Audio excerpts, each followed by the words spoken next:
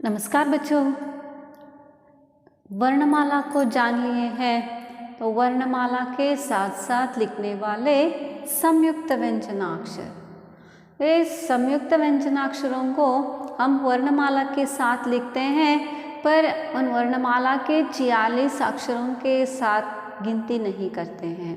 तो ऐसे जो 4 अक्षर हैं क्ष, त्र, ज्ञ और श्र, इन अक्षरों को संयुक्त व्यंजनाक्षर या संयुक्ताक्षर कहते हैं। पर इन अक्षरों को हम वर्णमाला के साथ अंत में लिखते हैं, पर इन 4 अक्षरों का गिनती नहीं हो पाएगा। तो संयुक्त व्यंजनाक्षर क्या होता है? तो ये व्यंजन संयुक्त हुए हैं, मीन्स जुड़ा हुआ है। 2 व्यंजनाक्षरों के मेल से एक संयुक्त व्यंजनाक्षर बनता है। जैसे कि क्ष, इस क्ष में क और श का मिलान हुआ है क्ष। तो देखिए ये क्यों इन अक्षरों को व्यंजनाक्षरों को वर्णमाला के साथ गिनती नहीं करते कि क व्यंजनाक्षर है और श भी व्यंजनाक्षर है। इन दोनों के मेल से क्ष बना हुआ है। अगर हम इस अक्षर को 46 के बदले 47 बनाए तो 47 नहीं होगा, 48 हो जाएगा, क्योंकि 2 अक्षर मिले हुए हैं। तो इन संयुक्त व्यंजनाक्षर लिखे जाते हैं, पर उसको गिनती नहीं करेंगे। तो त्र, त प्लस र, त्र। ज्ञ, ज प्लस ञ, ज्ञ। श्र, श प्लस र, श्र। तो इन अक्षरों को हम संयुक्त व्यंजन कहते हैं। तो देखिए हर एक अक्षर में 2-2 व्यंजनाक्षर मिले हुए हैं। ये तो वर्गीय व्यंजन हो या अवर्गीय व्यंजन। तो एक अक्षर में एक वर्गीय व्यंजन है और एक अवर्गीय व्यंजन, और एक अक्षर में एक वर्गीय और एक अवर्गीय, और एक अक्षर में 2 भी वर्गीय व्यंजन है, और एक अक्षर में दोनों अवर्गीय व्यंजन है। तो ये बात यह है ये वर्गीय है या अवर्गीय है, तो उसके बारे में नहीं, कुल मिलाकर 2 व्यंजनाक्षरों के मेल से एक संयुक्ताक्षर बनता है।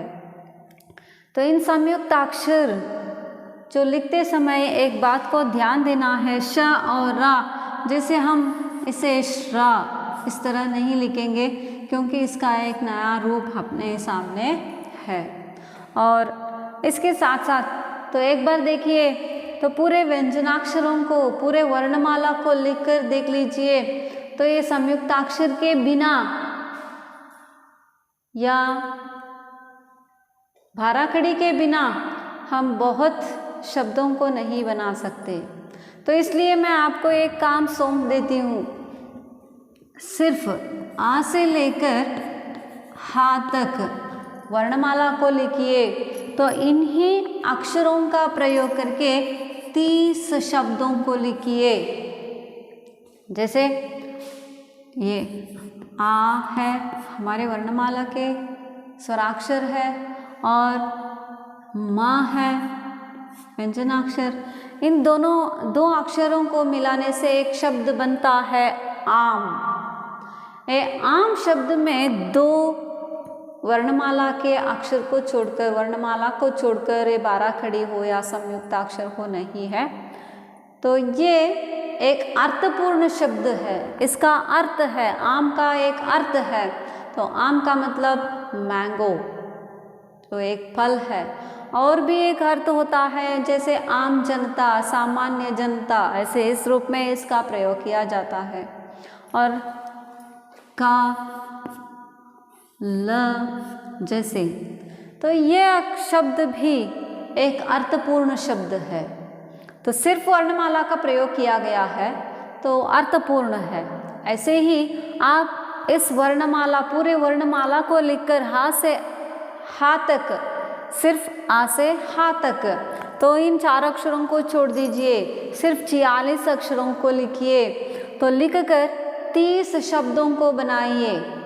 जब बनाते समय ये ध्यान रखना है, आप जो शब्द लिखते हैं उसका एक अर्थ रहना चाहिए। जैसे ये पूरे वर्णमाला को लिखे और आई तो ओई, ऐसे सिर्फ जोड़कर लिखना। ऐसे जोड़कर लिखने से कोई अर्थ नहीं होता है, ऐसे शब्दों को नहीं लिखना है।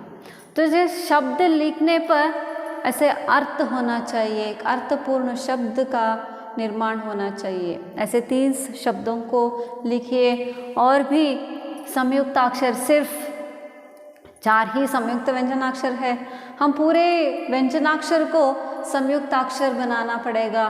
तो हम भाषा को और भी समृद्ध बनाने के लिए, तो ऐसे अगले क्लास में ये बाकी अक्षरों को, व्यंजनाक्षरों को, एक का से लेकर हा तक जो कितने व्यंजनाक्षर है, इन सभी व्यंजनाक्षरों के संयुक्ताक्षर कैसे बनाना वो अगले क्लास में सीखेंगे।